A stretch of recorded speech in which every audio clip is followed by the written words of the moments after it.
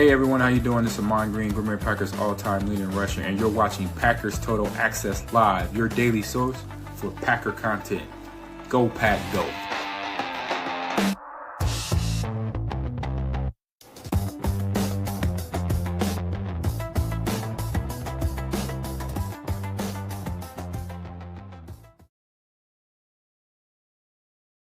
What's up, guys? Welcome into Packers Total Access. My name is Clayton. You can check us out over at patreon.com/Packer Fan Total Access. Also find this YouTube show in podcast form wherever you get your podcasts. Just search Packer Fan Total Access. We are on all major podcasting platforms, I guess you could say. I know we're on iHeartRadio, Spotify, iTunes, everything in between. You'll always be able to find this show live on YouTube, X, and Rumble as well, although X has been a little bit wonky here lately. We got someone that cracked through, Clay. Hey, maybe we're up. Maybe we made it. Carter in the house. Yeah, he says Packers fan from Idaho checking in. Appreciate you, Carter. Appreciate you swinging through. So, what we're going to do tonight, guys, we got obviously a full house here. We got Tim back in the fold, live in Green Bay. We got Emilio in Tennessee, and I'm down here in Redneckville, USA, Tennessee as well. So what we're going to do is just kind of have a conversation, man. We're going to hang out, talk ball, talk draft. It's Combine week. Really excited about all the information that's going to be flying down the pike all week long. We got the schedule up in here. We may show it to you guys. We hit it on it earlier this morning on the show, kind of talking about which position groups are working out at what time, what day. The interviewing process has already started. Shout out to Easton Butler. He had tweeted out earlier, Harold Perkins, linebacker out of LSU, a little bit lower on our board, but the Packers, it sounds like, are scheduled to meet with him or already have met with him. So there's going to be a lot of stuff like that at the Combine, shaking loose as well. So that's what we're going to get into. We're going to talk draft in the first half, and then in the second part of the show, we're going to dive into free agency and talk about the cheat sheet a little bit. We'll talk about the consensus free agent list that Acme Packing Company put together as well, and just dive into everything in between. So before we get into it, if y'all would do that YouTube stuff for us, hit like, hit subscribe. If this is your first time tuning into PTA, welcome. Thank you for making us a part of your evening. We are not experts, as you could tell already. We're not insiders. We're not media members. We're fans just like you out here cracking some daddy sodas, talking a little ball, and having fun with it. So if you're looking for that type of content, hit like, hit subscribe, click the bell icon as well. And let's get this party started, fellas. Again, nothing really on the agenda in order of importance or ready to edit any specific videos. Just wanted to get on here and talk a little ball and have a little conversation with you guys. It's been forever since we've gotten together. I know Dane Brugler, I was listening to him on the Ross Tucker football podcast earlier today, and he says there are 14 players with first-round grades this year. Now, what does that mean? Exactly what it sounds like. These are guys that they, when a team will grade a player out, sometimes you got like the 8.0, you got the 7.8, whatever it is, the grading scale that most if not all NFL teams use. But when you look up and go, okay, these are the guys that you would say, okay, that's a first round talent. Now you're going, there's only 14. So isn't anyone who's selected in the first round technically a first round talent? Technically, yes, but that's not the grade they have attached to them. Okay, so you're not going to just go, well, we refuse to pick in the first round because it doesn't line up with the first round grade, obviously. So with that being said, 14 players. Emilio, I know you've been listening to a lot of podcasts and stuff. I want to get your take on this.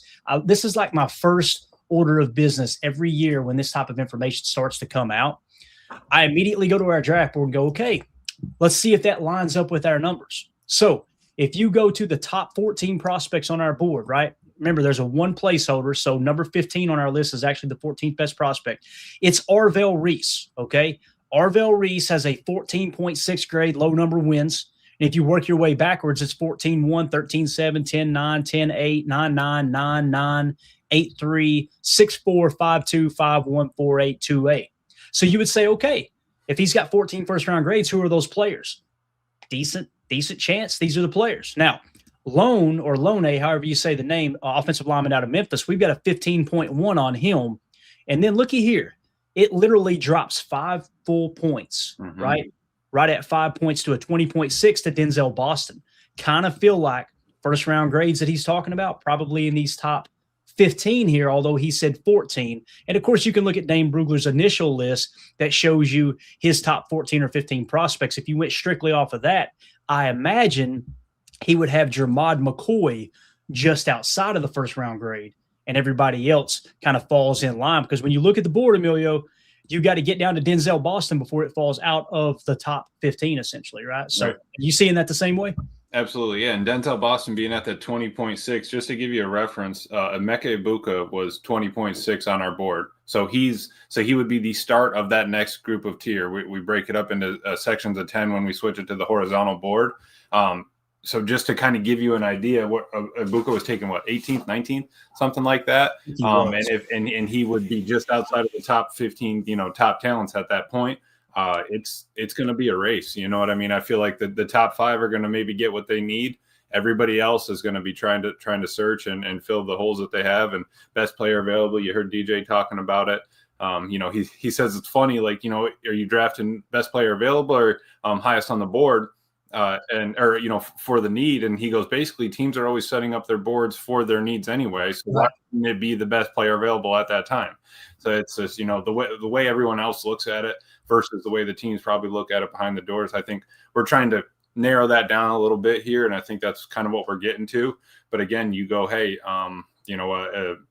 Morgan was 20 picks higher or something like, we had like a 40 range on that. So we can't be afraid if we're in the second round, we might be taking somebody at the 80 spot. You know what I mean? So we really got to keep our mind open to it, especially not having any first this year.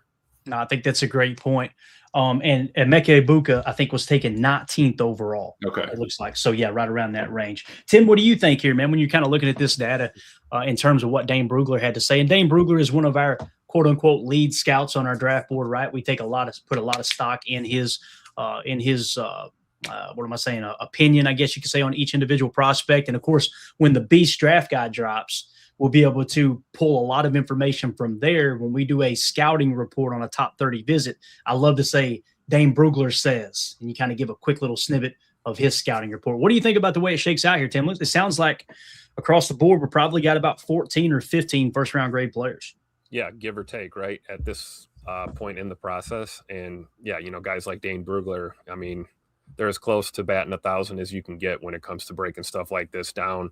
And we see the movement that happens in the first round every single year, whether it's a name popping in there that we did not have a first round grade on, or somebody plummeting out of that first round down into the second or third. So I think we're set up for another draft like we usually get. But when it comes to the Packers and our needs, I think that's pretty close. I'd put it somewhere, less than 20 here, who's really going to be available in that first crop of talent. And hopefully, somebody falls to us in that second round and we can take a swing right away with that pick. I like what Soder's saying here in the chat too. Maybe the Packers moving out of the first in 2026 could have been some advanced scouting and some advanced planning. And if you got a chance to bring, a game wrecker like Micah Parsons into the fold and you got to dump a first rounder, maybe it was good timing. Hindsight will be 2020. Let's see how we feel in a couple of months, but I'm feeling pretty good right now. What do you think? I love how Soder words that too, because to me, what you've got to ask yourself is, can you get Micah Parsons at the 22nd pick? Can you get Micah Parsons at the 28th pick, wherever you're picking at, right? Unless you're in the top 5, in some cases the top 3, you're not going to have a shot at a player like that. So why not, if you trade that pick for that player, guess what? You just drafted that player at that pick. That's essentially what you did. Now, when you're giving up 2 firsts, if it's a slam dunk, generational talent like Micah Parsons, absolutely, it makes all the sense in the world. Now, you couple that with him playing a tier 1 position of importance. I mean, it's a slam dunk. It makes all the sense in the world. So I think that's a great point for sure. And it could have been the case, Soder, because again, they've been scouting these guys for several years, right? The reality is they've been scouting these guys probably since they were freshmen in college. Like, it's not just, here's the guys coming out this year. Now let's start scouting. Now let's make the board. Yeah, it's February. Yeah. Yep. Does not work like that at all. Some of these players were on their board last year, and then they decided to go back to college, and they had to remove them from the board too, right? So, yeah, I think that's a great point, Soder. They probably did look up, they being the Packers staff and scouting department and all that, and said, you know what? There is no chance we're going to get a first-round talent, and here we got an opportunity to go out and trade a couple firsts and pick up Micah Parsons. It makes a lot of sense. Scared money don't make money. You got that right, Coach. Kristen Miller is going to be a star, says Chris N. One of my favorite prospects. Let's take a look at him real quick, all right? Kristen Miller obviously plays defensive tackle for your Georgia Bulldogs. We've got him in the number 33 spot on our board with a 35.8 grade. How did he get there? 303rd at his position in 2023. 33rd at his position in 2024, 18th at his position in 2025. You've seen a player that's ascending coming into the league, getting better every year. I want to say that's how Edgerrin Cooper was as well. Just a guy that got better every single year in college and then bang, hit the ground running when he got to the NFL level. Now, the PFF Big Board at the end of the college football season had him in the 30s spot. Consensus Big Board had him at 33. All right. Daniel Jeremiah has him at 37 or had him at 37 on the initial list. Let me explain how this works too. We added 2 prospects to Daniel Jeremiah's top 50. Okay. The way this works, we put the data in as soon as he has it, and it does not change unless they're being added to the board. Right. So what that means is he had 2 or 3 guys that dropped out of his top 50. We kept his highest grade on them. Okay. Correct. His highest ranking. But there was 2 guys that climbed into his top 50. Well, obviously we didn't have any data there. So we put the newest data we possibly can as they're added to the board in that moment. Does that make sense, Emilio? Put it in one time. So that's where we don't go back and adjust it or anything like that. You go, bam, DJ got him at 46. Bam, he's in at 46 for the rest of the thing. But that's why Tim was saying it. As of this moment, you still have 2 columns over there, RAS and Greg Cosell, for their, how they're going to do in the combine. Where are they at? Freak list wise, and what's the take on our head scout? What does he think of them? And we're always looking to try to maybe add in a couple more numbers, just see what we can do to sharpen this thing up.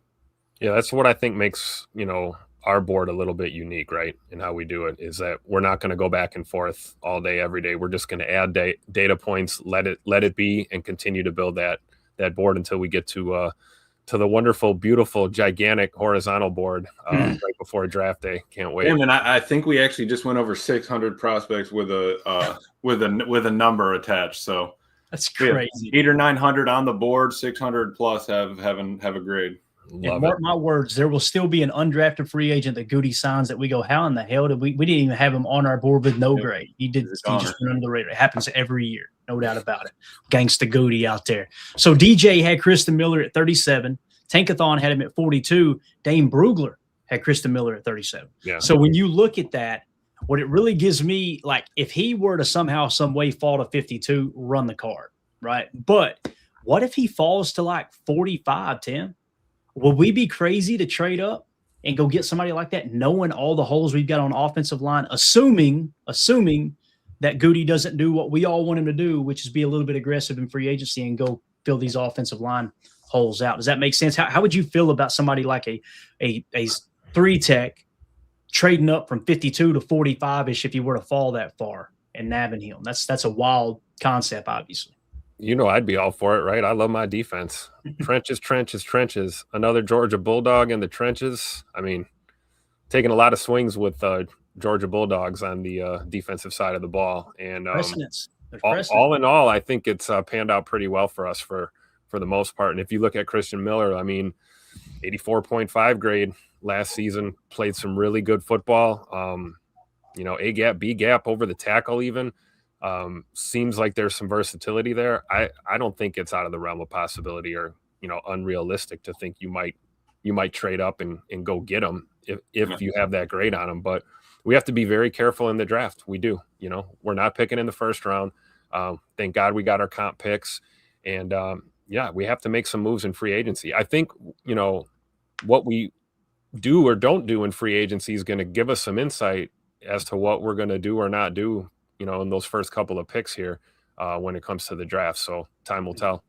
Yeah. No, that's absolutely it. You got Emilio, you've got here, man. Good to see Eric Sutherland in here, man. Good to see you, buddy. Charles Houston says trade up to get Miller. I haven't seen anybody go, no, I don't like that idea. You know what I mean? That's exactly what I was going to say. And it's not like it's not Goody hasn't tried to do it before. We tried to trade into the first to get Christian, right? So then we trade up to the beginning of the second to go on and get a guy that we like. If he's top 50, if he's one of the top 15 on the board, 100%, I think Goody would go ahead and trade up to get him, right? It's because he's going back to the Georgia well, he likes it. Yeah, maybe not all of them have been home runs, but you're bound to hit one at some point.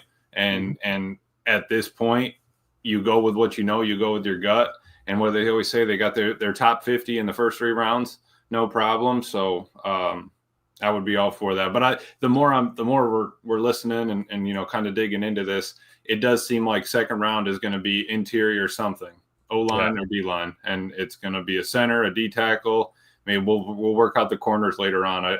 I just that's kind of where I've been leaning Yeah. Corner could be free agency too, for all we know. Right? Oh yeah. Yep. Yep, and Chris Johnson's the one that PFF mocked to the Packers the other day. Every year there's a name that is attached, right? That's attached to the Packers. The entire draft process where you go, man, his name just keeps popping up. When we do mock drafts, we end up taking him more times than not.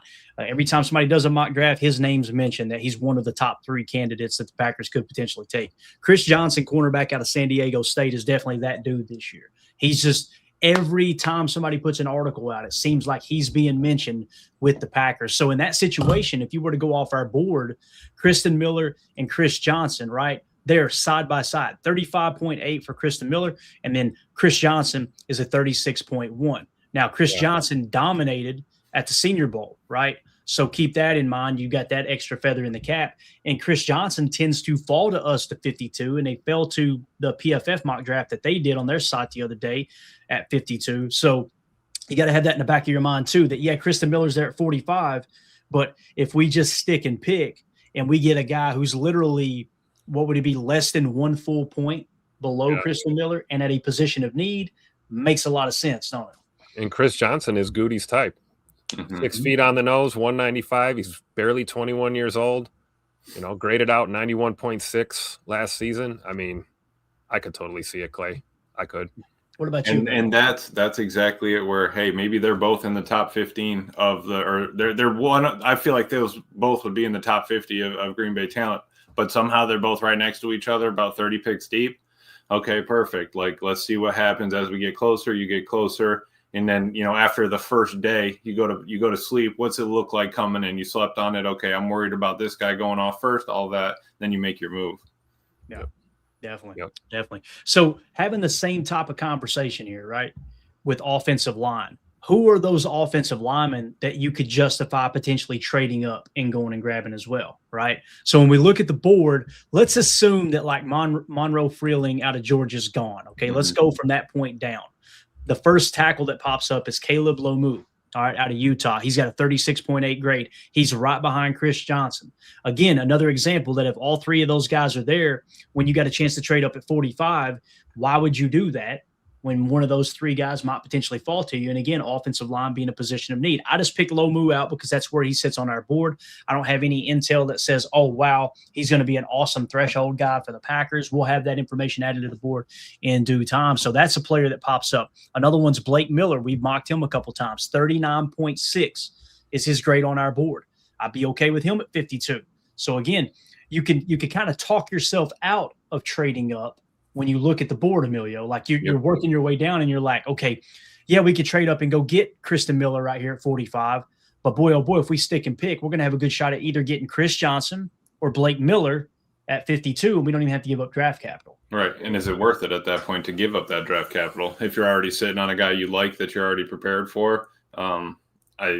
I would be fine with sticking and picking. And that's where I think, they'll go through the simulations, they'll run some more mock drafts, and we'll figure it out. But the picture is going to start to get a lot more clear, especially after this week. Once we get in a little bit of athletic threshold and you see their speed, you see all those numbers, that's going to open up an opportunity for the board to kind of shell itself out. It's crazy where it came from the beginning of February, end of January, beginning of February to now. It's already gotten itself narrowed down. Yeah, it's really cool, man. It is. And again, just to give you guys an example of what it will look like, let's say we're having a conversation about Kristen Miller and Chris Johnson, right? Let's say that Kristen Miller goes out there, okay, and at the combine let's say he scores a 7 RAS, all right? That's going to give him only a 1 point bonus. So now his grade goes to a 34.8. Let's say Chris Johnson lights it up and he gets a 9+. Now his grade jumps to a 31.1. That means Chris Johnson would leapfrog all the way up to where Kevin Concepcion is, or KC is, right? So it's just a good example of like Emilio's talking about. When this data starts to go in from the combine and the RASs are finalized, it changes everything up. Then Greg Cosell says, oh, I think he's a second best corner in the draft or something like that. Right. You give him an extra -3 on top of that. And that's where we got, Ashton Genty in the negatives, or, Travis Hunter in the negatives last year. You get those kind of players, but it really helps out those middle round guys. Anybody else outside of the top 10 points really kind of give him that extra bump. Okay, are you going to be in that top 10 cluster? You're going to be in the 10 to 20 range. Where are we going to be once we go horizontal? Absolutely. If you guys would take a quick second, do us a big favor, smash that like button. It is free of charge. We would greatly, greatly appreciate y'all just taking a second to do that. What Emilio's talking about, you can see them every year too. This is how I identify them every year. That when you get these prospects pre-combine, pre-Greg Cosell, right, and you've got them less than 5 on their score, like you got a Fernando Mendoza at 2.8 and you got a Jeremiah Love at 4.8, good chance those two guys are going to end up in the negative. Now, there's a chance that David Bailey could be negative, Ruben Bain could be negative as well, but those top 2 are the ones that kind of feel like probably going to be those guys in the negative. Let me give you an example of players way back when I was doing the draft board kind of alone. Aiden Hutchinson's one that was in the negative. Yep. It was just like, oh, this dude is hands down the slam dunk pick this year, right? What happened? He comes in the league, dominant. I think Micah Parsons was a player like that as well, if I remember correctly. So when you get those guys, Myles Garrett, another one, you just see, even before you get to the combine, the pro day, any of the Greg Cosell bonus, it's like, oh yeah, that dude, he's almost borderline, possibly a generational talent. And I love how the board talks to you. Even the vertical board that we're looking at right now talks to you so much. It really does. Mm-hmm. So, and I was wrong. There was actually Abdul Carter and Ashton Genty. Those were the only 2 that went negative last year. Got it. And again, Abdul Carter graded out pretty well. I don't know if you can see his grade there or not, Emilio, but Abdul Carter was, I want to say did he grade out in the 70s? He didn't have a believe. I've got it on that board. I'll pull that board up real quick. And you guys do me a favor in the chat. If you at any point notice the stream is kind of glitching or slowing down, let us know in the chat, okay? Because somebody complained the other day and said, hey, man, your stream's been lagging. I asked the Patreon group, and everybody's like, I don't know what he's smoking. It ain't been lagging for me. So hopefully it isn't. But again, I was digging into that a little bit. It could be just the cache on your YouTube app on your phone. If you've been watching it on the phone, you got to go back through on the settings and just clear the cache, because sometimes it just gets hung up. And I've had it happen before on spinning a little bit. Just as you're talking, it spin, then you get 6-7 seconds behind. You got to re-jump back into it. So go back through and clear the cache, see if that helps. Gotcha. And looking at the PFF grade here, yeah, Abdul Carter, he finished with a negative 0.3 grade, right? His PFF grade, 74.7. Okay. Mm-hmm. Ashton Gienti, minus 1.2 grade. His PFF grade, 70.4. Dominant. And then, of course, Ted McMillan. Tim, I know you remember us having this conversation. Yep. All of a sudden, a couple of weeks before the draft, Ted McMillan doesn't like football. Ted McMillan, he doesn't have the heart to play the game. Ted McMillan just seems disengaged, right? And I want to put that out there, too, if I wanted to draft him. Exactly. His grade on the year, 79.3, if I got that written down right. And, of course, Will Campbell out of LSU, a 74. Armand Mimbu, 72.7. And I'm trying to think of who put that out. It might have been Dane Brugler. Somebody tweeted the other day, they pulled their tweet from last year. They pulled their own receipts and said that Armand Mimbu was going to be an absolute stud in the NFL, and they had that 72.7 attached to him, and they crushed it. Absolutely crushed it. You got a grade on my boy Jaden Higgins in that crop of receivers? Oh, Jaden Higgins. Let's see here. You're talking about PFF grade, right? Yeah. Let me see if I can find him, because he was fairly high on our board. Jaden Higgins, where are you, sir? So Jaden Higgins, his grade for us was a 43.7, right? And now check this out, guys. RAS, 5-point bonus. Greg Cosell, 5-point bonus. 43.7. His PFF grade, 69.9, and played a bunch of snaps too. Bunch of snaps. So awesome. Really, really cool to kind of see that. Trey Harris was another receiver we were, talking about a lot. Now, he was lower than Jaden Higgins, obviously, lower than Matthew Golden, lower than Luther Burden. Trey Harris ended up finishing the year 63.3. Not bad at all. Not bad. Greg Cosell gave him a 1-point bonus. We gave him a Greg Cosell 1-point bonus, I should say. So really, really cool, man. Now, if you were to look at these and go, man, which one looked bad in terms of PFF grade that might have gotten taken higher? TJ Sanders out of South Carolina. He had the spade for us. That didn't mean that we were crazy about him. That simply meant everything lined up for the Packers to really like this guy, right? Mm-hmm. His grade was a 40.7 for us, okay? His PFF grade on the year, 39.4. So there's you a bust right there for sure. No doubt about it. All right, so that's just kind of a walking back down memory lane. Let's get caught up in the chat here real quick. and see what everybody's saying. J. Cole in the chat says, I ain't going to lie. My trust in Goot right now is on live support. I understand as a GM, you hit on players and you miss, but some of the things we have done in the draft with Goot as GM has been, I think, head scratching. And Jay, we talked about it during the live draft party last year. We were all live in Green Bay talking, first round and this and that. When he took Matthew Golden, we said, like the pick, but pointed out Luther Burden was higher on our board, right? Then you get to the second round. When he took Anthony Belton, we said, dang, Anthony Belton's 120 on our board. We took him in the second round. Ozzie Trapillo's still there, and we passed him up. Both of those, Luther Burden and Ozzie Trapillo, ended up having higher PFF grades than both Matthew Golden and Anthony Belton. Matthew Golden, have no problem with that pick still. No problem whatsoever. Love it. Because I think his upside is probably higher than Luther Burden's, to be honest with you.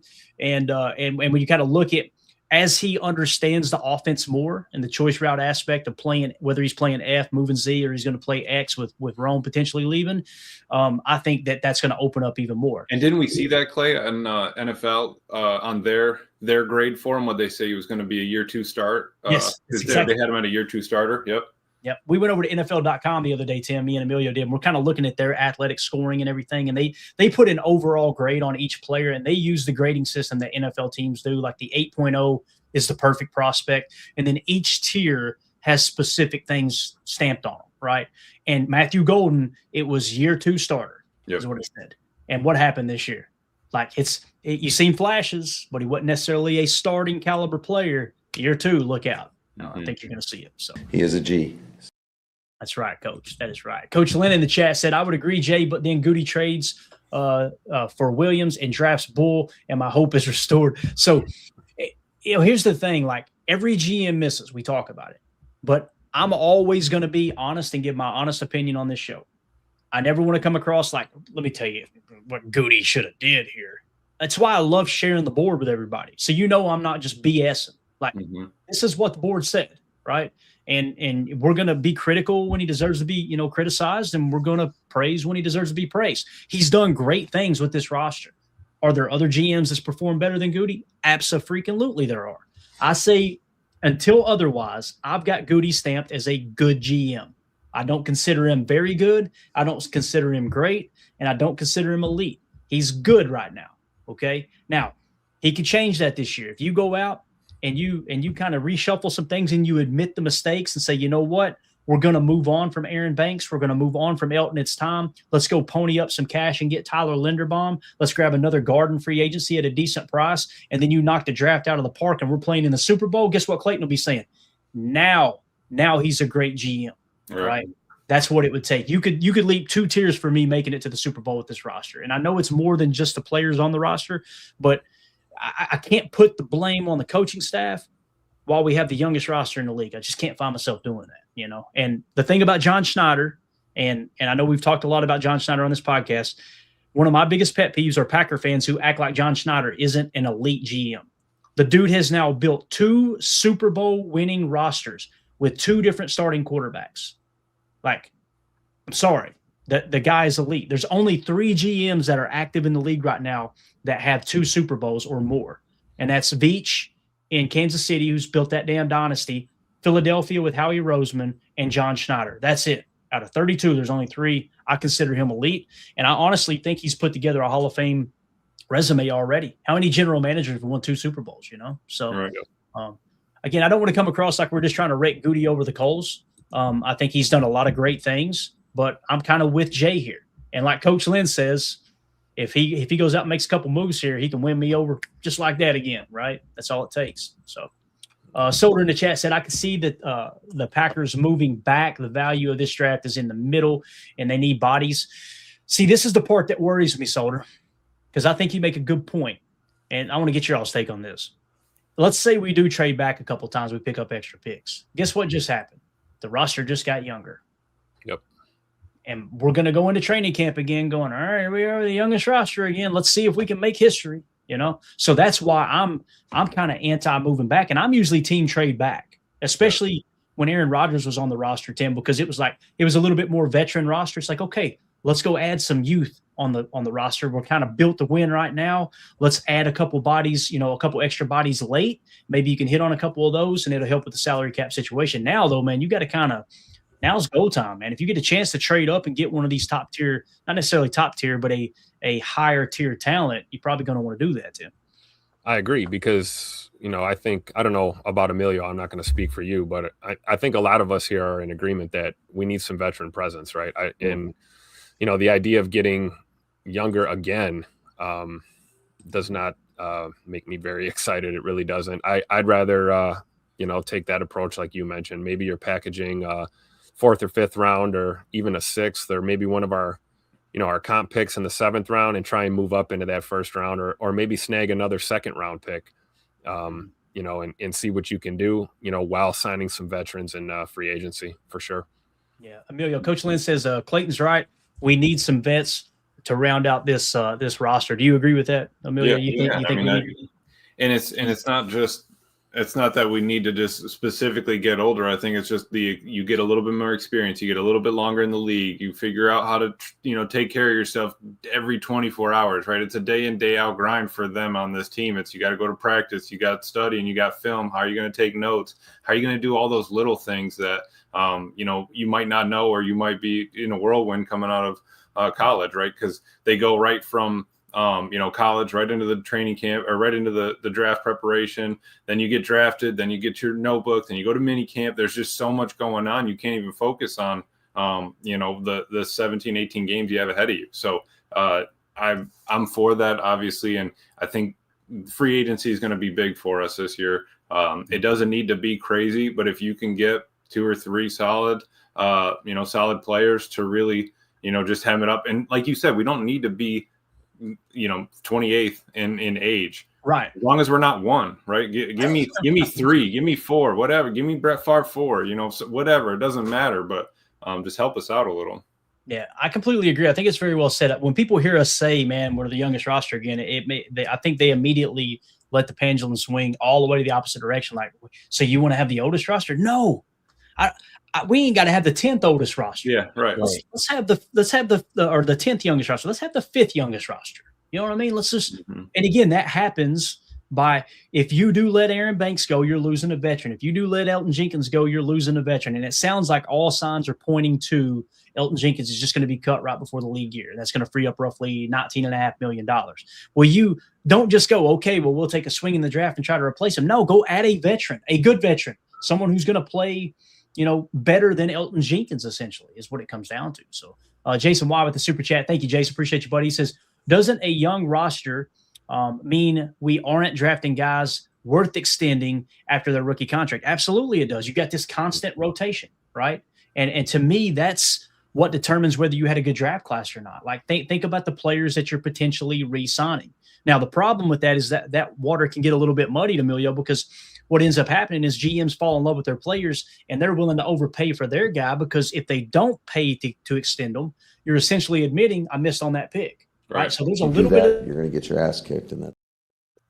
There's a little bit of that going on too, right? Yeah. No, yeah, because you don't want to be wrong, right? You're hoping that everyone's a knockout. It's never going to be like that, but that's what you're hoping for. And I get where Jason's coming from, because you're always kind of.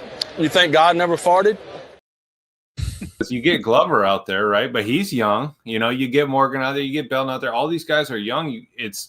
How did I know Glover was going to be the? I had to work him in, Tim. Wait till we get into the later talk, But it's. I mean, if you find the gem in the rough like Zach Tom, you're over the moon, right? You got him in the 5th round. Perfect young guy, can play any position. We'll pay him all the money. But you're rolling the dice a lot more as you're drafting those younger guys later on in the rounds. When you have somebody that has given you production at the NFL level, it's different than the college level. Hash marks are different. All these things, all these little things are different. Thank you. Jason, you know me, man. Wait till it comes out later, because I'm waiting for Goody to call out glove again, and I'm going to clip it, and we're going to have that as a drop. Jason Y in the chat, for everybody listening on the podcast, just said that Emilio had that Glover analogy holstered. So come on now. You've been holding on to that for weeks, Tim. I've been. For weeks. Let's see here what else we got in the chat. There's a couple other here. I think this one maybe. Charles Houston says, sign some vets. Super Bowl window won't be open long enough for the draft picks to fully develop. It's a great point. It's a great point. Heard it Like, from let's a go ahead fan and right here. let's push some chips toward the middle of the table here a little bit, man. Let's say, the clock is ticking.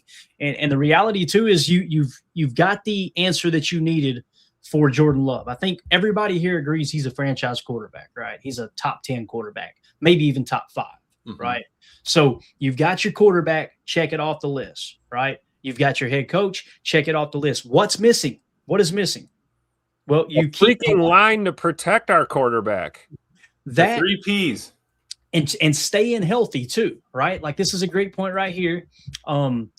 Ray in the chat says, how's having the youngest team worked out for us, right? Well, here's usually the rebuttal you get. Well, if you get older, you're going to have injuries. Okay, we had the youngest roster in the league last year. How'd that work out, right? Yeah. Everybody got hurt. So let's throw that out the window a bit. Maybe these veterans, maybe just maybe somebody who's been working their craft for 6, 8, 10 years, maybe they've just learned how to play the game and stay healthy. Maybe that's it too, because you guys know how it is. If you get a new employee, if you get somebody who's hungry, they've been Uncle Ep been taking care of them for a while, right? He, maybe they've had it rough here lately, and then they get a new job, and you got people that have worked at that job for 8 or 9 years. You get that young guy, boy, he comes in there like a whirlwind. He's a damn hurricane. He's gonna do everything himself, and he burn yourself out. On the football field, you do that. You make huge mistakes in big time situations, and you end up hurting yourself as well. You don't understand how to play under control to that extent. So I think there's a little bit of that there. It's not as cut and dry as I'm making it sound right now. But it's like, Clay, it's like the guy getting his first paycheck on a Friday, right? And he forgot that there's a concrete pour Saturday at 7 in the morning. Yep. He stayed out a little too late Friday night. Yeah. Next thing you know, you call him. Tell me how I know, right? You can't teach experience, right? Absolutely. You can't coach experience. You can't. Got to gain it. Earn it. Yeah, absolutely. That's exactly right. You get that employee that gets that check on Friday. Next thing you know, he's calling the boss man on Saturday morning and say, "Can you come bail me out?" Right? We've had a couple of those when I was pouring concrete. I promise you that. Oh yeah, I just missed the pour. I just missed the Saturday morning pour after the Friday night party, and that was all. I woke up a little late for it. I had to trial a little longer. But I'm not gonna lie, I was faded. I ain't gonna lie, I was faded. Like, some of those guys on our crew, man, boy, payday, they good to go, man. They hit the town on Saturday night, Sunday night. They come back, that wallet real thin on Monday. But you know what? Those sandwiches, they were this thick on Monday. Oh, yeah. And then Tuesday, Wednesday. Yeah, cut back on the bologna a little bit. By Thursday, that was a Mater and mayo sandwich is all it was. I'm telling you. So it's funny how that works, right?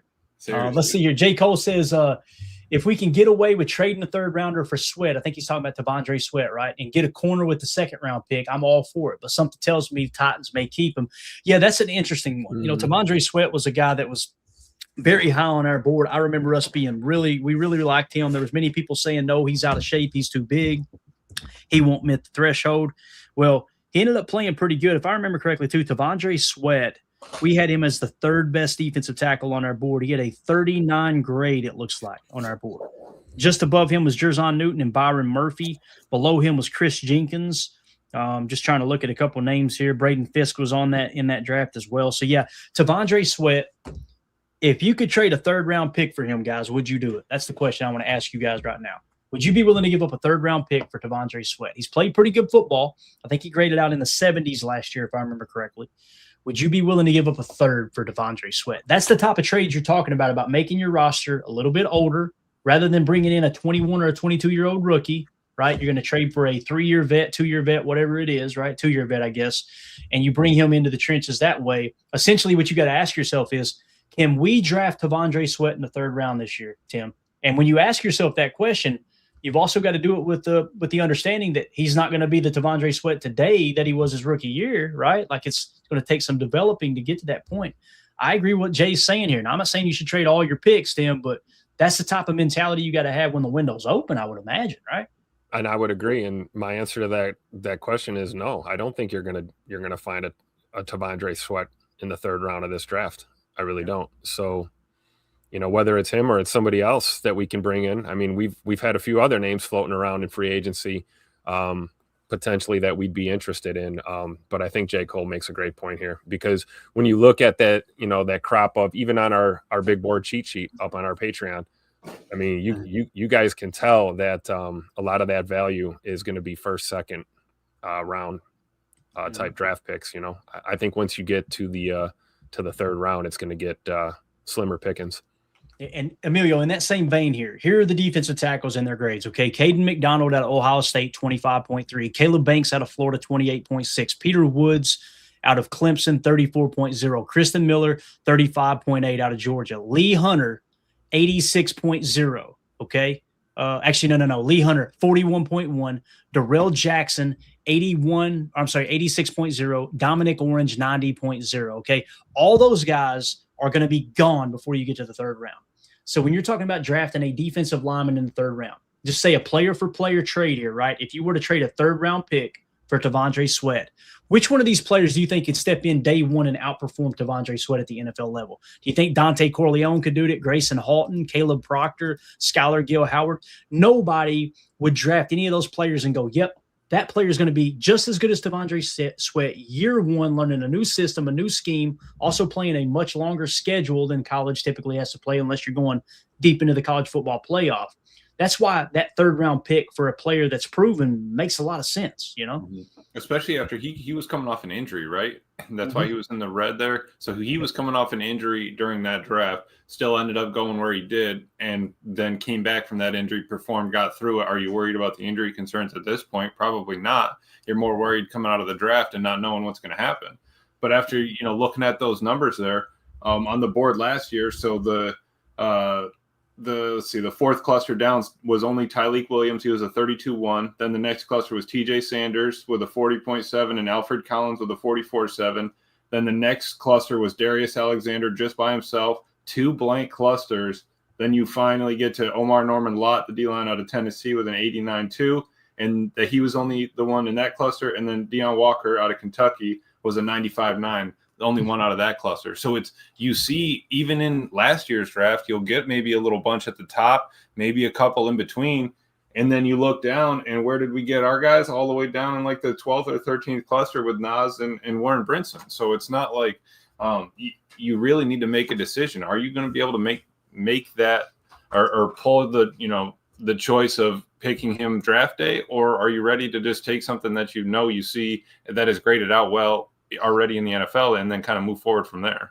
Yeah, I think it's a great point, man. It's a great point. And again, none of these are going to fall perfectly into place. There's no just slam dunk. Well, of course, this will work perfectly. If that was the case, every general manager would do it. You try to find the key pieces at key spots, put those in place, get the development you're looking for. Okay, now the window's open. Now let's add those other pieces in place as soon as possible, and let's go on a run right now. So going to be really interesting to see how the draft shakes out. Obviously, we get the combine this week. If you guys are watching this video back later, let us know in the comments. How do you feel about that draft talk that we just had? How do you feel about the way the board sits? What do you think about potentially trading up, at whether it's trading up from the second to the first, trading up from the third to the second, or the fourth to the third to maybe nab one of these prospects we like? Or would you rather trade a draft pick and get a more proven vet? Let us know in the comments. Make sure you hit like, subscribe, click the bell icon for us as well. We greatly appreciate it.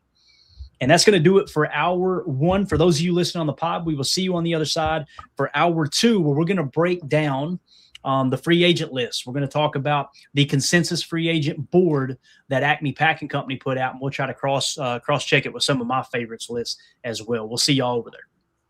For those of you listening on the pod, oh, it's been too long since we've done that. Welcome into hour two. Let's dive into it, guys. Is there anybody y'all want to talk about specifically at free agent? In terms of the free agents that are available that maybe pique your interest the most before we get into the consensus board itself? I'll start with you, Tim. Is there anybody not named Tyler Linderbaum that kind of comes to mind for you, or is that the one that hands down is the dude? Oh, yeah, no, for sure. He'd be my first choice. It would certainly clear up some things for us on the offensive line going into the draft, give us a little more freedom there with those earlier picks that we have. And then yeah, I mean, that's the number one. It's Tyler Linderbaum is priority one for me. There's a couple other names, though, especially on the defensive side of the ball that I like. We always talk about the old dogs. There's a big part of me that would love to see Calais Campbell come here for a year. and get us over the hump and, hoist a Lombardi. That would be pretty cool. Obviously not willing to give up a ton of draft capital and money for an aging veteran, but certainly someone like that of that caliber that can help you on the defensive side of the ball. But no, Linderbaum is my dude. Priority one for sure in free agency. What about you, Emilio? What do you think? In the world, man. Yeah. The only other one I wouldn't be opposed to, maybe take a look at like a Jamel Dean, the corner out of Tampa, because you're not maybe looking to sign him for 5 years, right? You're maybe looking for a 3-year deal, have an out after one, maybe an out after two, something like that.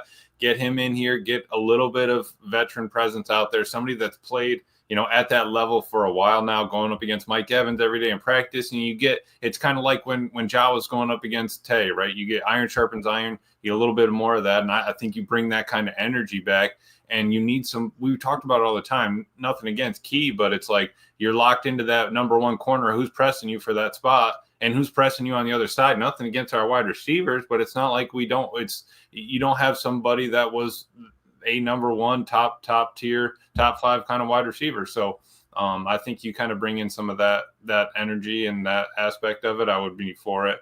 But again, yeah, obviously Tyler Linderbaum as well. I wouldn't be opposed to it. Yeah, definitely. If you guys would take a quick second, do us a big favor, smash that like button for us. If you're new here, hit the sub, click that bell icon as well. We greatly appreciate it. All right, let's get into the list here. And again, you guys can find the full article that was written by Acme Packing Company. I think it was Justice Mosqueda that did it. You can find that at this link here in our Patreon group. What I did was just pulled all the players' names and put them in our Packers position of needs order, if you will. So let's start with the center position here, and that's Tyler Linderbaum at the top of the list, number 3 free agent available according to the consensus big board. Basically what Justice did was took all of the websites, the publications that he has the most respect for, kind of like what we do with our consensus big board. He did that with the free agent list, right? And anybody that kind of threw data out there saying this player's ranked here, that free agent's ranked there, and put them in order. So we broke it down into positions here. Tyler Linderbaum, number 3, Connor McGovern, number 25, Cade Mays, number 79, Ethan Poach at number 107, and then Andre James at 184. Hands down, no questions asked, Tyler Linderbaum is the best center in free agency if he does not re-sign with the Ravens. There's rumors he'll be interested in going with Harbaugh to the Giants. We'll see if that happens. But he should be able to hit the market here. At least he's due to hit the market unless they get a last-second deal done with the Baltimore Ravens. Tyler Linderbaum at number 3. Makes a lot of sense to me, man, a lot of sense. Connor McGovern would not be a bad signing, but some market value had him at $16 million while they had Tyler Linderbaum at $20 million. I would much rather pay Tyler Linderbaum $20 million than Connor McGovern $16 million. You heard what DJ said about that, Clay? No, what did he say, man? DJ was saying that he said, he's like, you can't choose it very often, but if I could be anybody else right now this week, I would want to be Tyler Linderbaum's agent, man. That guy's about to get paid. No doubt about it, dude. I mean, when you look at his money, absolutely. When you look at it as a whole, it's just not even close. Like if I were to go PFF's big board here, and I'm not going to put it on the screen, I'll just read it off to you guys because we like cross-checking stuff, right? If we were to go to their free agent rankings here, right, over at PFF, and we sorted by center, they got Linderbaum at number 3. Okay, they've got Connor McGovern at 79. So again, the consensus has him at 25, but PFF has him at 79. Now they're showing, and I think these market value numbers come from overthecap.com. Okay, so you guys can go cross-check it with other websites if you'd like. But Connor McGovern's projected market value is 3 years, $13 million per, and Tyler Linderbaum's is 4 years, $20 million per. I could handle Connor McGovern at $13 million per. That's a little bit more, a little more doable, I should say. When you look at his PFF grades, he's 28 years old, so he's not crazy old, right? You could get him on a 3 or a 4 year deal. That's really a 3 or a 2 year deal. And his PFF grades were 55, 69, 70. So he's kind of stabilized 69 to 70, right? Not bad grades. Not bad. He's playing his best football of late, right? Tyler Linderbaum, 78, 79, 80. He was the 7th highest graded center, the 3rd highest graded center, and the 4th highest graded center. And again, not to be too critical of Goody, but we're in this shape because we took Josh Myers. We drafted him over Creed Humphrey. Creed Humphrey is grading out as a top 3 center every single year, if I remember correctly, right? So that's kind of how you got into this position. But when you look at it, it's not even close here, man. Tyler Linderbaum, hands down the best center, no doubt about it. Anything else y'all want to add to the center position? You want to move on to offensive tackle? Talk a little bit of it. We good? Yeah, I think we're good. All right. Offensive tackle, number 8, according to the consensus free agent list, Rasheed Walker, number 8. Now, again, we watched Rasheed Walker play. We've seen him play every snap. We've watched him very, very close. What a great pick by Brian Gutekunst in the 7th round. But there is no way I'm paying Rasheed Walker $23-25 million per. Just ain't going to happen. Like I said, the number I put at it was $10 million. He's a good pass blocker. He's a bad run blocker. That's essentially what it comes down to, right? When you look at the grades and everything in between. So when you sort it by the tackle position here on PFF, they've got Rasheed Walker ranked number 33, and they're showing his projected contract at 4 years, $21 million per. Now, if Jordan Morgan is our left tackle of the future, if that is the case, and we're just going to play him at left tackle, I feel good about that. I think Jordan Morgan's going to be a good left tackle. I may be eating my words next year, but based off what we've seen to this point, 4 games of him playing tackle last year, played his best football.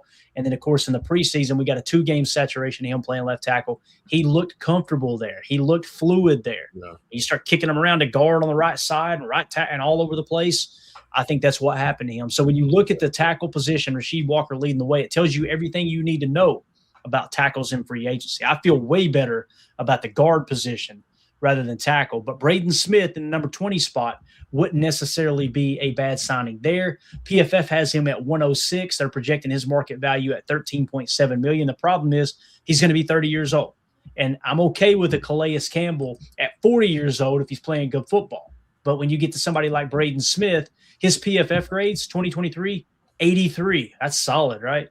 65, 65. You're overpaying for good, not overpaying for grace. So I feel like there's a good, not to cut you off, Clay, sorry. I feel like there's a really good argument, though, for that logic. Like when you talk about Campbell, coming to the defensive line, we know we run heavy rotation there.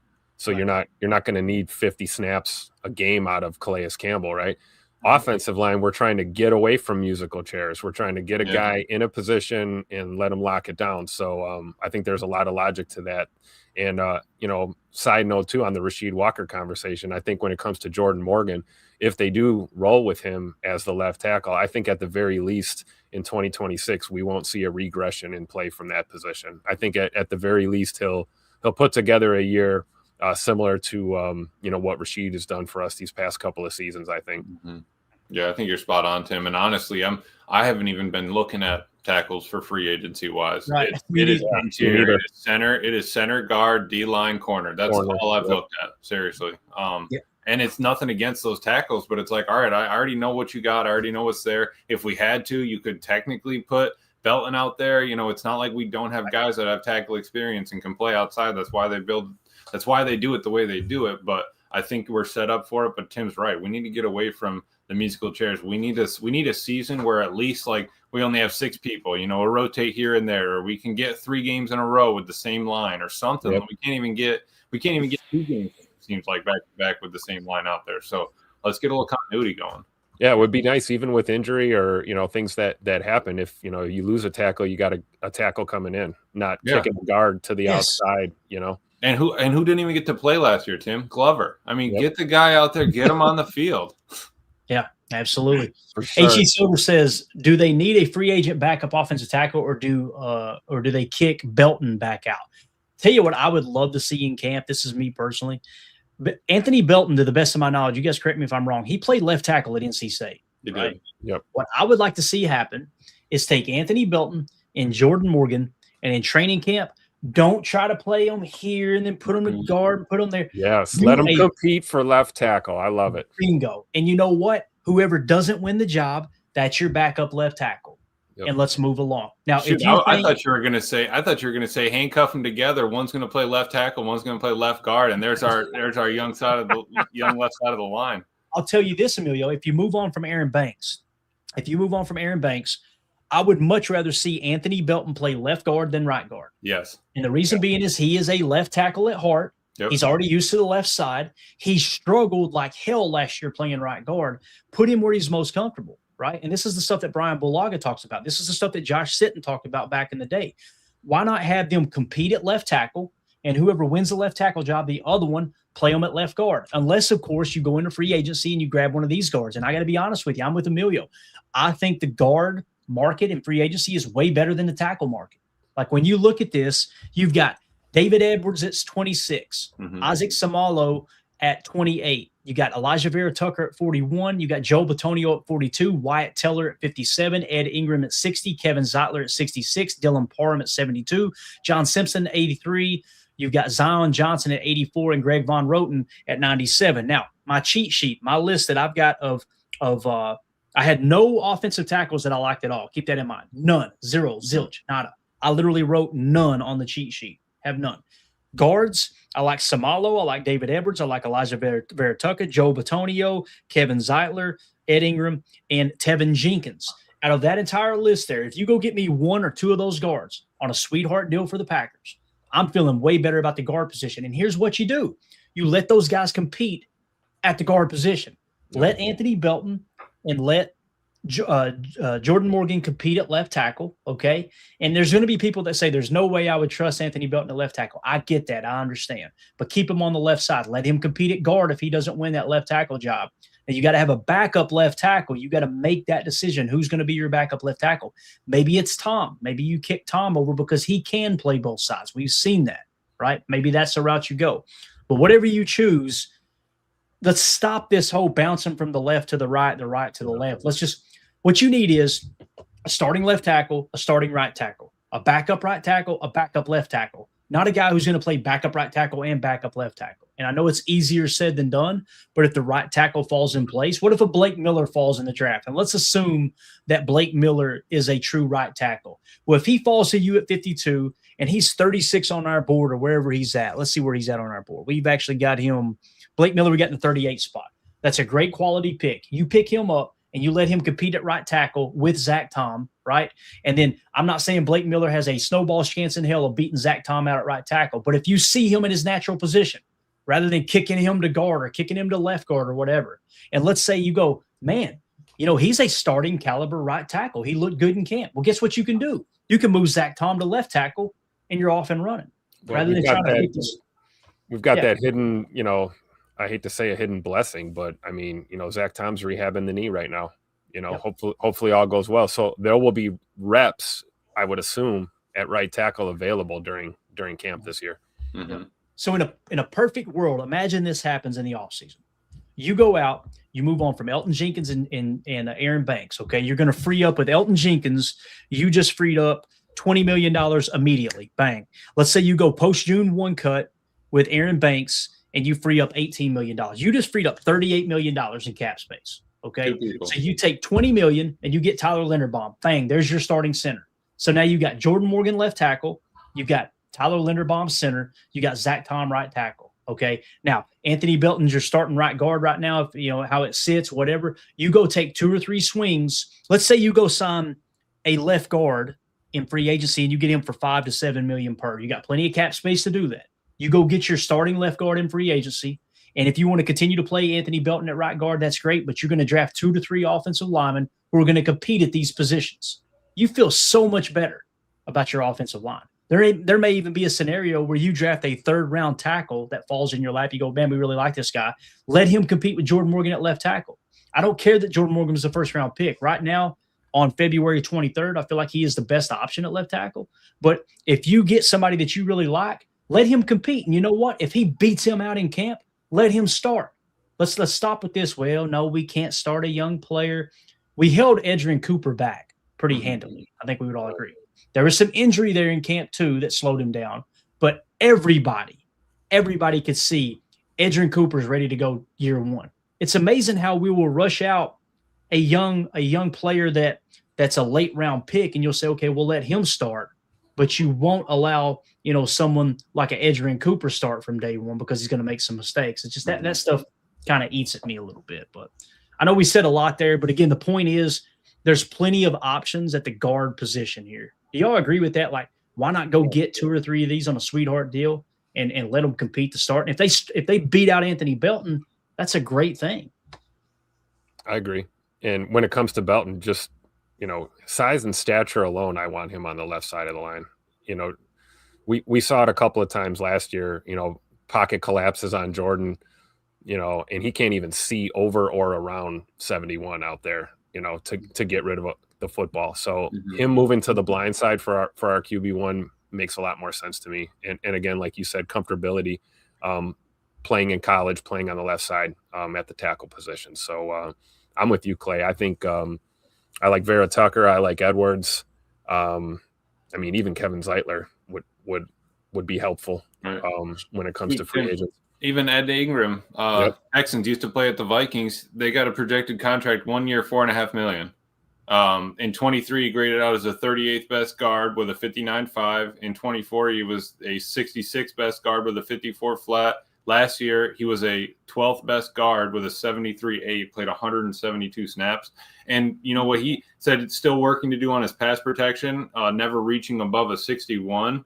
That's But his okay. work- We need a run blocking guard. But Let's go. he said his work in his run game is desirable. And that's, I mean, especially if you got a left side, if we're trying to, we need to be able to road grade a little bit. I was looking at that one, they were putting up the EPA and the RAS for the running backs and all that. And it's like, dude, Josh Jacobs had like 250 carries and negative yards over expected because we couldn't even get him, and we couldn't even get him a hole past the line of scrimmage. Yep. And we know Josh can be that one cut kind of guy in a pinch, right? Mhm. If we can just seal the damn block for him, he can be gone. And it wasn't just Josh. Emmanuel Wilson's 5 spots below him because Yep. nobody opened the hole for Emmanuel Wilson either. Why does Jordan Love not run it really? I mean, it's not like he can cut through and I mean, yeah, we get a little bit of a pocket. I've been saying we need to build a wall for 2 years now. It's like, what are we doing? Oh man, he's fired up tonight. I love it. J. Cole says Wyatt Teller and Zeitler with a rookie center. So let's explore that. Let's say Tyler Linderbaum is interested, or he re-signs with the Ravens. Okay, it's off the table. You don't want to, right? If you get him at the right price, I'm okay with it, but not at that $13 million or whatever. Brian Parker out of Duke. You go with Sam Pat Coogan. Zune's one that's been mentioned, right? He played tackle, but he's projected. That he was the first one that DJ mentioned. And kind of explore that. All right. So Wyatt Teller, I'm not as big on. Okay. His PFF grade 72, 62, 62. He's 31 years old. I'm not as big on him. But the Zeitler one, there's going to be fans that say he's too old. He's 36 years old. Okay. They said the same thing about Joe Tooney and these aging offensive linemen that like the Bears went and added. There was Packer fans laughing at the Bears. Boy, they got way older. These guys are going to break down. Their offensive line dominated. Kevin Zeitler's PFF grades the last 3 years, guys, 71, 86, 74. You plug him in at left guard in place of Banks. Like Zeitler is what we hope Banks was, right? Well, if you can go get Zeitler's projected market value is 1 year, $9.5 million. You're going to pay $10 million for one guy for 1 year? Hell yes, we will. In a heartbeat. That's the type of deals you've got to potentially make. Now, if you go and get Zeitler and you got a rookie center there, and then you draft a couple other spots to compete at right guard, or let's say you go get another one. Let me give you a couple other names. Dude, that's what I said. Even Ed Ingram, I'll take him for $5 million, 1 year, $5 million, $15 million, and you got 2 proven NFL players on the O line instead of what we get Banks for 25 or something like that. One player for 25. Yep. And his market value, Ed Ingram, 1 year, $4.5 million. 59, 54. Last year, he jumped to a 73. He's 27 years old. Played his best football last year. I'm going to give you another one that people aren't talking about. It's Tevin Jenkins. Tevin Jenkins, remember, he played for the Bears. Last year, he played for the Browns. His market value, according to Over the Cap, $2.7 million. Okay. His PFF grade, 72, 75, 77. Last year, he got hurt. The write-up says, although Jenkins just played 324 snaps with the Browns, he impressed with a 77 PFF grade that was buoyed by a 79.1 run blocking mark. 79.1 run blocking grade. On-field ability has rarely been in question with Jenkins, sitting above a 72.5 overall grade in each of the last 4 years, but he's played only 2,369 snaps in that span, turning 28 before the new league year. Jenkins could attract teams who want to take a swing on his talent. I would be okay with taking that chance, right? So imagine if you go get Zeitler and Tevin Jenkins, and now they're competing at the guard position with whoever else you bring in. You feel a lot better about your offensive line position. And to J. Cole's point here, you feel a lot better about potentially having to start a rookie center if you've got 2 solid veterans on each side of them, right? Yep. This is what I asked Mark Tauscher when I called into Wildy and Tausch that day. I said, Tausch, you're telling me you got 1 game to win, playoffs on the line, and I kind of set it up like, what would you rather have, a 7-year vet next to you or a rookie? which would you rather have? And he said, all things being equal, the vet, but all things aren't equal. What does that mean? Okay, yes, if you can find me a stud offensive lineman in the draft that's going to play as good as a 7-year vet, sure.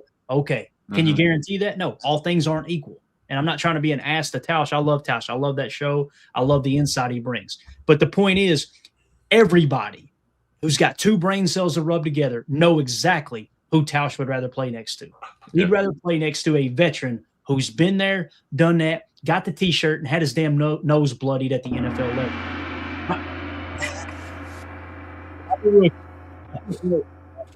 We talked about bloody in the nose and the gong. Yeah, I love it. So, again, the point is, like, why are we talking about this stuff? Because what happened at the end of the year? On the biggest stage, we crap the bed, right? Yep. That's what happens to young teams with inexperience. It just happens. So, and what happened the year before? O-line. I mean, it's you come back to what was the 2 problems we've had the past 2 years? Our line. Yeah. Right. And you know what? To Goody's defense, he recognized it too, and he said, we're going to fix that. The problem is his answer was Aaron Banks at $77 million, swing and a miss, and Anthony Belton in the 2nd round, who right now I've got to say is a swing and a miss, but it's early. He may be dominant this year, and I hope he is. GMs miss. That's not to say Goody should be fired because he missed on those 2, but are we not allowed to acknowledge that he missed on those 2, at least in year 1 of that rebuild or what have you? So that bothers me when people are like, well, you can't judge a draft pick off of 1 year. Bet me, what Ozzie Trapillo had no problem. Yeah. Right? Like, come on, let's call a spade here. Moving on to cornerback. This is the position that you mentioned, Emilio. You said Jamil Dean. This is the order in which they've got the consensus free agent list at cornerback. Jalen Watson at 10, Tariq Woolen at 17, Jamil Dean at 18, Nashawn Wright at 43, Monteric Brown at 62, Alante Taylor at 65, Rasul Douglas at 74, Eric Stokes at 75, Cordell Flott at 89, Chidobe Awuzie at 91, and then Greg Newsome. I am not a fan of Greg Newsome. There's so many Packer fans that still want Greg Newsome, and I don't understand the buzz for it, man. I have no idea. But on my cheat list, Emilio, I'm going to turn it over to you, and I'm going to get Tim's take. These are the ones that I've got earmarked that I would be okay with signing at the cornerback position in free agency.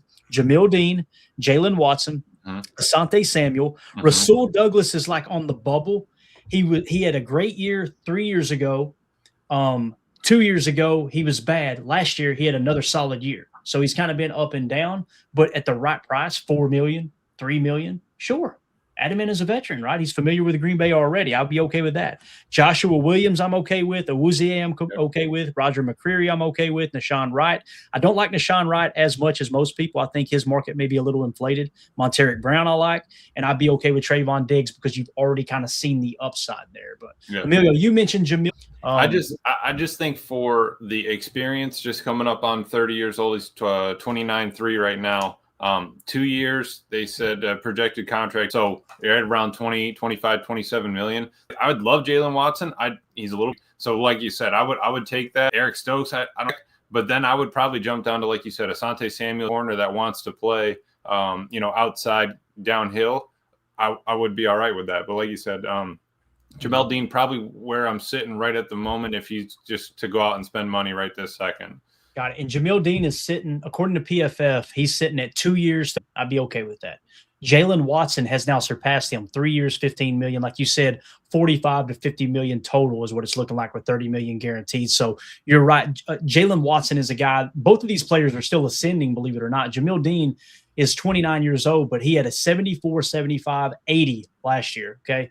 Jalen Watson, 68, 69, 74. Tariq Woolen's the one I'm not as big on. 67, 67, 59. I don't understand the buzz there for 3 years, $15 million. Right. And I know people will say, well, he tackles. That's great. I want my corners to tackle. Don't get me wrong. But if they can't cover first. and in that Super Bowl, he was running that mouth and gave up. I think it was in the Super Bowl. Maybe it was the AFC Championship, running that mouth and ended up getting cooked, whatever. I was like, we already got that at home, and I won't mention any names. You know what I'm saying? So we'll just keep it at that. Tim, what do you think about the cornerbacks here? Is there anybody you like in particular, and how much would you be willing to pay when it comes to a cornerback here, man? In free agency, we're going to be somewhere in the middle. to Emilio's point, I like Jalen Watson, but I think we're priced out with him. You know, he's going to get his money. I don't think we're going to go that high. Jamil Dean, I like Alante Taylor as well. I think he might be a little bit more affordable. And then, Trayvon Diggs, Asante Samuel Jr., you know, if we're going to take a swing at free agency. Otherwise, I'd rather go after some corners in the draft. Yeah, exactly. So, again, if I'm going to spend a lot of money on a corner, I'm okay with Jamil Dean or Jalen Watson, either one. Yep. If you're looking for a kind of a sweetheart of a deal here, somebody like Asante Samuel Jr., who proved he can stay healthy for the best. I don't know. Maybe he did get hurt last year. Of course, he came in late. He's showing he's had 249 snaps, but it's showing his market value at $3.5 million. That's a guy on the cheat sheet. Rasul Douglas is one that's showing $6.5 million. His PFF grade's 81, 53, 73. So if you can get a little more of what you've seen last year, I would be okay with it. A little bit more of a gamble with Rasul, I believe.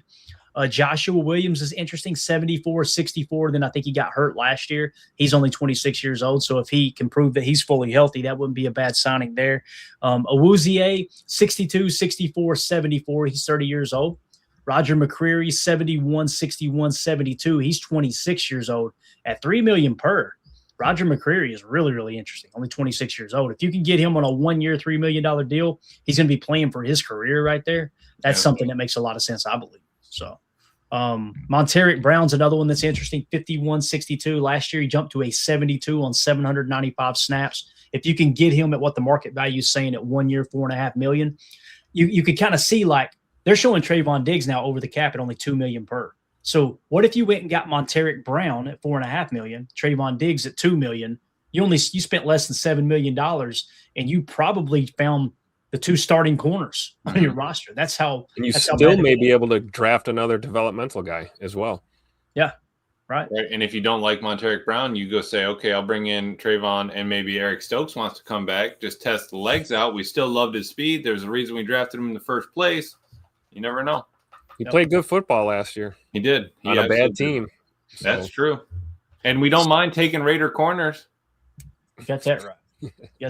Well, there's precedent there, no doubt about it. Moving on to interior defensive line, and then we'll get ready to wrap up here. We'll get a few minutes. So interior defensive line, we've talked about defensive tackle in the draft. I feel like it's slim this year.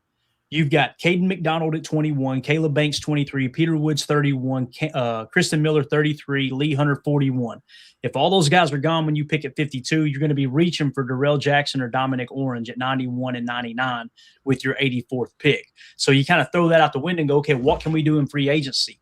So the consensus free agent list here for defensive tackles, they've got John Franklin Myers at 32, Calais Campbell at 59, David Onyemata at 61, DJ Reader at 71, Sheldon Rankins at 85, Daquan Jones at 88. On down the list here a little bit is Logan Hall at 139. Also at 119, you got Leve Ozarike. You got Deshaun Han, Roy Lopez. Don't like either of those guys, to be honest with you. So when you look at the defensive tackle cheat sheet, what I've got is 4 guys that I like. Calais Campbell, David Onyemata, and then it drops off to Ozarike and then Logan Hall. All right. And when you look at it from the PFF standpoint here and where they have these guys ranked on the interior defenders in terms of free agent list, they have DJ Reader 1. I'm not as big on DJ Reader. 82, 66, 68. He's 31 years old. He'll be 32. Now, if his market value is only $4 million, I can understand taking a swing on him. Yeah. Right.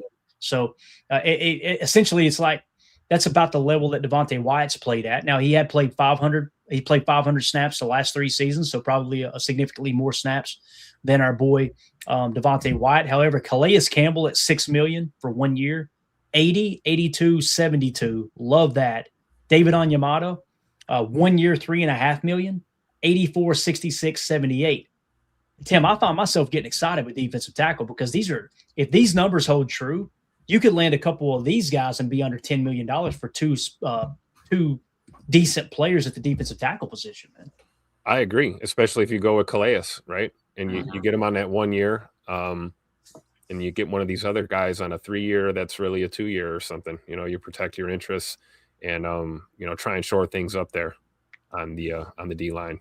I like him. I like even Sheldon Rankins. What's his what do they have his value at right now? See, Sheldon Rankins a little bit further down the list. 1 year, $7.5 million. Okay. which is interesting because his PFF grades are 62, 55, and then 70. Okay, it says Houston's edge defender stole the show in 25, but Rankins was unsuspectingly good on the inside as well. It says the veteran amassed 44 pressures with a 10.9% pass rush win rate. Rankins' 61.2 PFF run defense grade also placed him 73rd percentile at the position. 31-year-old offers some juice up the middle despite his age. Pass rushing, essentially, Tim. So he'd be a one or the other then with respect to Calais Campbell, right? You're going to take one or the other, probably not both of them. But, Anzarike, another guy. Absolutely. I was just going to say that, Tim. And like you said, with Rankins is coming from that Texans D as well, right? They were a good defense last year. What can you bring? What else, could we do to beat that out? But like you said, with Levi, they haven't projected Tim 1 year, $2 million average, 500,000 guaranteed. Like, pay that man his money. Here's the caveat, though, right? I was just going to say it. Yeah. So 68, 70, no grade last year. It says after a promising 24 season, say the name for me, Emilio. Levi Onwuzurike. Onwuzurike missed all of 2025 due to a torn ACL suffered in training camp. The year before, he secured a career-high 47 pressures on a 66.2 PFF pass rushing grade. He also added a 66.5 PFF run defense grade. While his health will need to be tested, he could be an intriguing find given his age. He's only 28 years old and past production. So if he checks out, we already lost one of our interiors, right, to an injury. So we need to start moving. Like he's coming a year off of his injury. DY is going into an injury, And Levi is going to be hungry, right?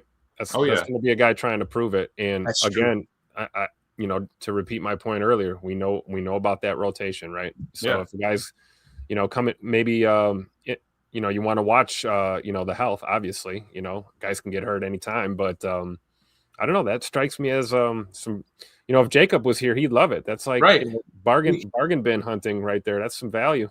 Because Tim, would you be mad if you signed him to a 1 year, $2 million deal and it didn't work? You ended up cutting him, because you needed to make space for somebody. Absolutely not. And it says the projected guarantee is $500,000. Yeah, it seems like it kind of reminds me of Jaron Reed when he came in from Seattle. We brought him in, didn't work. Then he gets back to Seattle, goes and gets a ring. All right, do your thing. But, I appreciate you. Glad you showed up. But maybe we take a shot on that and see what happens. Yeah. Let's see what Holmes says here. This is interesting. He says they invested rather heavily in the draft at defensive tackle. It's not like they'll cut those guys after one season. What was it, a 5th and a 6th-round pick? And actually, it was just Warren Brinson because Stackhouse was undrafted. Stackhouse, right? Yeah, undrafted. Mm-hmm. Yeah. He goes on to say, give Brinson and Stack a chance. For goodness sake, they're young. Okay, we can do that. We can go back out there with the youngest roster again. And what do we do when they grade out the same, though, Holmes? What do we do when we look at the tape and go, okay, Stack's a big body? If Stackhouse was not a big body, what is his strength? That's what we always say. He came from Georgia. Yeah, we always say Stackhouse is a great personality. There's no two. He is a G. That's right, Coach. We've actually got the screen grab here. This is the main reason I like Stackhouse. I ain't gonna lie, right? That's absolutely. all. So anybody that eats a chicken wing like that, looking all provocative on national television, right? I love the dude. Love the fact that he's a good locker room guy, this and that. He is not a starting nose tackle. He's not. So if it's, we're going to try to make a run at the Super Bowl in 3 years, cool. Yeah, let's see if he develops. In the meantime, we're going to get our asses kicked in the trenches. That's what's going to happen, right? So again, and here's the other thing: injuries are going to happen. He's going to get an opportunity regardless. Right. I'm talking about what gives us the best chance to win right freaking now. Undrafted free agent and a 5th-round pick. Is that what Brinson was, 5th? Am I thinking right, Amelia, or was it 6th? I want to say he was a 6th. I want to say, because then we picked up Jake in the 7th, the tackler, whatever, from Cincinnati, with the back problem. Jack. I mean, you can do that. You can go out there with those guys. But let me ask you guys a question. How comfortable do you feel trying to win a Super Bowl with a 6th-round pick and an undrafted free agent anchor in your defense? And the general and D. Wyatt injured. Mm-hmm. That's our. It's the general, D. Wyatt injured with an ankle, 7th round, or 6th or 7th, and an undrafted. That's our interior D line right now. Me no likey that, Jan. And again, he could develop. we may be and we'll earmark this. We may look at the end of the year and go, damn, Holmes was on it. Boy, Stackhouse blew up. That would be great. I'd love to see that. Awesome. Like Colby did to us last year. Yeah, Colby, I don't know if he's going to make the cut. He might get cut from the team. He stepped up. Everything we needed in the interior. Yep. And same with Warren Brinson. We've seen Warren Brinson flash. So, I mean, it's a valid point, you know. And listen, we talked about Kobe Wooden stepped up, right? He played better. But where would you rank him across the league amongst nose tackles? Where would you rank him? Would you say he's top 10? I'm going to ask y'all a series of questions. Is he top 10? No. Is he top 64? Maybe. He might be 50. He might be 50 to 65-ish. Bingo. Basically, he's a number 2 nose tackle that was forced to play nose tackle starting. And I thought he did a hell of a job given the situation. But that's with realistic expectations of this dude is not a starting caliber nose tackle.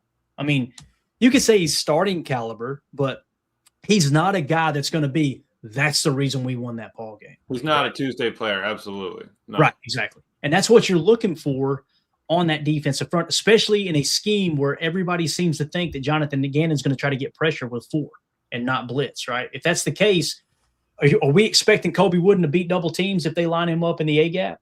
I'm not expecting him to beat a double team consistently to the quarterback. I'm just not. I think that's unrealistic expectations on a guy that was drafted where he was drafted. And once again, Kobe Wooden, what was he, a 4th or a 5th round pick, something like that? I think 5th round. Yeah. So again, you're looking at all these players that we're expecting to step up and be key role players, and it's just like Keyshawn Nixon, right? Keyshawn Nixon, people either love him or hate him, what have you. I've got realistic expectations on Keyshawn. He was an undrafted free agent. He made $6 million last year, right? It was his cap hit. You can't expect someone that's making $6 million to go out there and play like a shutdown corner. It's unrealistic. It is. So that's my Colby was the 4th round and Carl Brooks was the 6th round pick that year. Got it. And Carl Brooks started off strong. His rookie year, he looked good.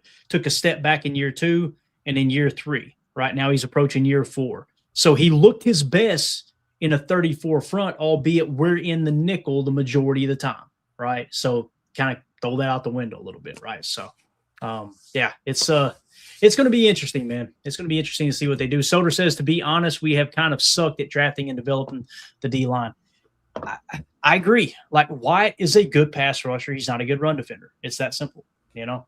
And I have a hard time believing they're going, we don't care about stopping the run. We've seen that time and time again, right? Like you've got to be able to stop the run even in a pass-happy league, especially with these teams really pressing into 12 personnel and even more into 13 personnel. You better be stout at the point of attack. I like Kobe Wooden. I want to be very clear. I like Kobe Wooden as that number 2 nose tackle. If you go out and you sign Calais Campbell and he breaks a shoelace and he's out for an entire quarter because his foot's so damn big they can't find a shoelace in Brown County to fit his shoe, right? Let's say that happens. I feel good about Kobe Wooden filling in for him for a quarter. I don't want him to be the starting defensive tackle. Can't have it. Can't do it. So I agree. And like you said, to the point of attack point, J. Cole, he's talking about the Ravens game. He said, Chris, it got to the point in that game where I just laughed. The D-line got cooked. I think he said he was at the game. And it's like you see it. I mean, Henry, it was bad. It really was. I didn't even like watching it. You know what I mean? So it's one of those where, what are you going to do to fix that? What are you going to do to try to make that better so that doesn't happen anytime next year? Best possibility. Right. Yep. It's going to be interesting. It's going to be fun, man. We'll be here for every step of the way. This was a good episode, man. I'm glad y'all jumped in here and talked ball. I'm glad we kind of kept it free, open forum, and just kind of have a conversation both the draft and free agency. So if you guys are watching this back later, let us know in the comments. What do you think about this free agent class? We tried to hit on some of the positions of need. We didn't get the linebacker, which is interesting because obviously Quay Walker's on this list. Devin Lloyd leads the way at number 9. Devin Bush, 33. Nakobe Dean, 36. Quay at 38 in terms of the rank of free agents. Leo Chenal, very interesting to me. That's a guy I would like to see them go potentially get in free agency for the right price, of course. But let us know in the comments, what do you think about this free agent class? Hit that like button for us. Hit subscribe. Click the bell icon as well. You guys got anything else you want to hit before we wrap up? Anything at all? No, good. All right. Combine week, baby. Combine week. Right. Hey, it starts tomorrow, Tim. Does it really? Let me see here. Let's pull it up here real quick. Well, they got to get those important kickers taken care of right away. Oh, Tim, that was the first thing I put into the draft board. Kickers, I saw you were on it today, man. All that. Come on now. Bro, so just so y'all know, I'm in there working on the board earlier. Okay. And all of a sudden, the player that I'm topping the grades in on, dirty words started popping up in the cell. And I'm like, what the hell's going on? What did I just do? Like, what, who's in here? Emilio was in there the whole time, just trolling the heck out of me, putting in random words and cells. I'm like, unbelievable. Keeps them honest. That's right. Hey, big shout out to Air Canada, Mr. Elgersma is going to be throwing at the combine. I like that. Keep an eye on him maybe popping onto a roster this season. You never know. Of all the scouting reports that we did during our draft coverage last year, Taylor Elgersma was one of my favorite. It was just so I was blown away. Like, who is this guy? Mm-hmm. Look at this resume, what he did in Canada. It was wild. Yeah. But yeah, to answer your question or to comment on what we said about the combine as we wrap up, tomorrow, Tuesday, okay, you've got actually rolling into town. They actually rode in today, the DBs and the tight ends. The place kickers, defensive line, and linebackers were already in town. So tomorrow, place kicker, defensive line, and linebackers are going to do their medical exams, pre-ordered studies, and then they're going to do team interviews. So what's that mean? Easton Butler. Stay plugged in with Easton Butler on X, and he's going to be posting who the Packers are meeting with. So we'll throw the cheese emojis on the draft board for that. Mm-hmm. And then at the defensive back and tight end positions, they're going to be doing their registration, pre-exam, orientation, and team interviews as well tomorrow, okay? It looks like running back, quarterback, and wideouts as well are going to be doing registration, orientation, and team interviews. This should be a ton of interview information come out tomorrow. Also, I think last I seen, 10:30 a.m. Eastern time, I believe it is, Brian Gutekunst is supposed to speak. Nice. So whenever he speaks, I'll probably go live and kind of do a quick little update. Here's what he said. Here's what he said. Will he say anything? Probably not. Surprise. That's a Tuesday, Clay? I think normally he comes out on Wednesdays. I don't know. That's his go-to. I think I seen on the schedule, somebody tweeted it out that he was one of the first people that was supposed to speak on Tuesday. Nice. I could be wrong. And I have built in an extra column next to the name this year on the draft board. We're going to see if we can't add in some of the confirmed measurables once we get, because you get PFFs, you get consensus, height, weights, all that stuff. Ideally, we can get a little bit added in there just for to be able to pull it up when we're on the move and stuff. Get a little height, weights, maybe a 40 speed. Something like that before the RAS, just to kind of give us an idea. Kind of like how we saw when we went to the Hall of Fame there up in Lambeau, where you looked at the old draft boards. They had a little bit of height, weight, speed, and then you kind of go from there. Yeah, absolutely. Appreciate you doing all that, man. Tim, it's good to see you, buddy. Thanks for jumping in, man. Glad to be back with my dudes. It's talking ball. Love it. All right. Everybody have a great evening. Do us a big favor. Smash that like button on the way out. Also, wherever you get your podcast, make sure you search Packer Fan Total Access. Give us a sub, a follow over there, and give us a 5-star review when you get a chance. That way, when you're on the go, you'll know where to find the podcast in that form. Also, the best way to support what we do here at PTA is just join our Patreon community, patreon.com/Packer Fan Total Access. That's where you get access to the draft board and all the other information that we're constantly updating over there. So everybody have a great night. My name's Clayton. That's Tim. That's Emilio. This is PTA. Go Pack, go. Here we go. Bye, guys.